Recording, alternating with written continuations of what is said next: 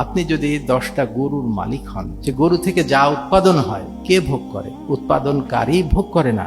গরু ধরে অনেক লিটার দুধ দিল, গরু কিন্তু সেই দুধের দাম যে বিক্রি করে যেটা হলো সেটা কিন্তু গরু ভোগ করে না, মালিক ভোগ করে। আপনি যদি একটা গাড়ির মালিক হন, গাড়ি থেকে যা উৎপাদন হয় গাড়ি কিন্তু ভোগ করে না, ভোগ করে মালিক ভোগ করে। তাহলে আমার মালিক যদি আল্লাহ পাক হয়ে থাকেন, তাহলে আমার থেকে যা উৎপাদন হবে তা ভোগ করবেন আল্লাহ পাক। আমি কতটুকু ভোগ করব?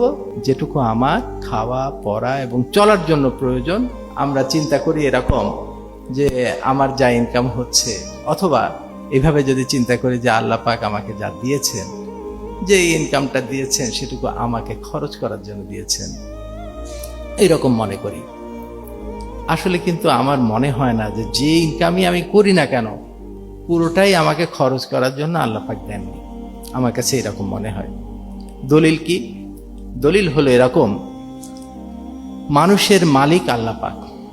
সূরা নাসে আমরা পড়ছি, আমরা আল্লাহ পাকের কাছে আশ্রয় চাচ্ছি, কুল আউযু বিরাব্বিন নাস, মানুষের রবের কাছে আশ্রয় করছি, মানুষের মালিকের কাছে আশ্রয়, মানুষের ইলাহের কাছে আশ্রয়। মানুষের মালিক আল্লাহ পাক।